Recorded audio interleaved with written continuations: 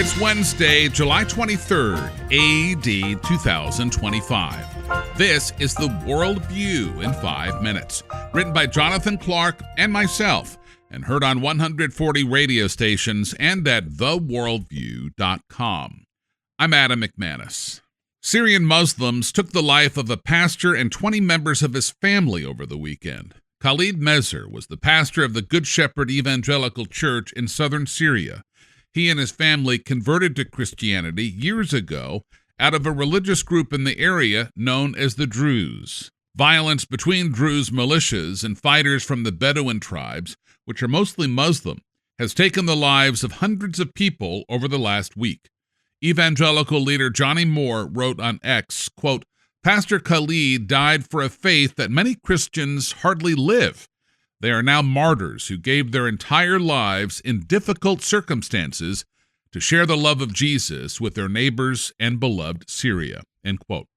In Matthew 16, verse 25, Jesus said, "For whoever desires to save his life will lose it, but whoever loses his life for my sake will find it." Puerto Rico is protecting children from transsexual drugs and surgeries. Last Wednesday, Republican Governor Jennifer Colon signed the law for the protection of the health and well-being of minors in Puerto Rico. Harming children with such transsexual procedures is punishable now by 15 years in prison. Puerto Rico joins nearly 30 states in America with similar bans.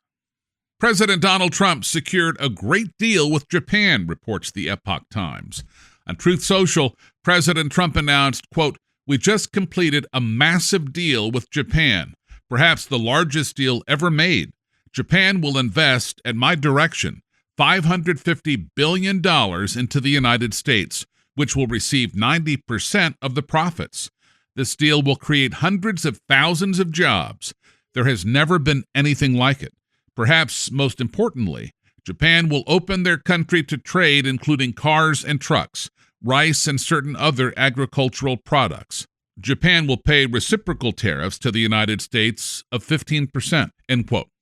President Trump recently reached a $16 million settlement with Paramount, the parent of CBS News, over what he claimed was misleading editing of a pre-election interview with the Democratic candidate for president, Kamala Harris, reports The Guardian. While CBS initially called the lawsuit, quote, "completely without merit," end quote, Paramount is in the midst of an $8 billion sale to the Hollywood studio Skydance Media, which requires the approval of federal regulators. President Trump has claimed that the future owner of CBS will provide him with $20 million worth of advertising and programming, days after the network canceled The Late Show with Stephen Colbert. On Truth Social, Trump wrote, quote, "We have just achieved a big and important win in our historic lawsuit against 60 Minutes, CBS, and Paramount. CBS and its corporate owners knew that they defrauded the American people and were desperate to settle. Paramount, CBS, 60 Minutes have today paid $16 million in settlement, and we also anticipate receiving $20 million more from the new owners in advertising, PSAs, or similar programming, for a total of over $36 million, end quote. He added, quote, "This is another in a long line of victories over the fake news media, who we are holding to account for their widespread fraud and deceit. The Wall Street Journal, the failing New York Times, the Washington Post, MSDNC, CNN, and all other mainstream media liars are on notice that the days of them being allowed to deceive the American people are over," end quote. A report by the Federal Reserve Bank of Richmond found that the U.S. federal workforce has shrunk by over 22,000 people from January to May of this year. Chuck Ezel, the acting director of the U.S. Office of Personnel Management, said, quote, "The American people deserve a government that is lean, efficient, and focused on core priorities. This data marks the first measurable step toward President Trump's vision of a disciplined, accountable federal workforce, and it's only the beginning," end quote. Trump has also extended his hiring freeze on federal workers through October. The National Association of Realtors reports that foreign buyers purchased $56 billion worth of U.S. homes from April 2024 through March 2025. The number of home purchases by foreign buyers rose to over 78,000 this year. That's up from last year's report, but still down from 284,000 purchases in 2017.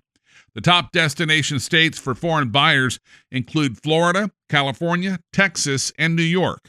The most popular origin countries of international buyers are China, Canada, Mexico, India, and the United Kingdom. China's share of buyers has gone up significantly since 2007. Malcolm Jamal Warner, who portrayed the teenage son Theo Huxtable on The Cosby Show, died at 54 in an accidental drowning in Costa Rica, reports the Associated Press. Costa Rica's Judicial Investigation Department said Warner drowned Sunday afternoon, July 20th, on a beach in Costa Rica's Limon province when a current pulled him deeper into the ocean. His character, Theo, was the only son among 4 daughters in the household of Cosby's Cliff Huxtable and Felicia Rashad's Claire Huxtable on the NBC sitcom. He was one of the prime representations of American teenage life and black boyhood on a show that was the most popular in America for much of its run from 1984 to 1992. And finally, Scottie Scheffler won the Open Championship earlier this week. Also known as the British Open, it's the oldest golf tournament in the world. The American professional golfer has won 20 times worldwide since 2022. After his latest victory, Scheffler told reporters he enjoys golf, but that faith and family are his greatest priorities. I would say my greatest priorities are my faith and my family. Those come first for me. Golf is third in that. I've said it for a long time. Golf is not how I identify myself. I don't identify myself by winning tournaments, chasing trophies, being famous or whatever it is. This week, I was the best player in the world. I'm sitting here with the trophy. We're going to start all over in Memphis, back to even par. The show goes on.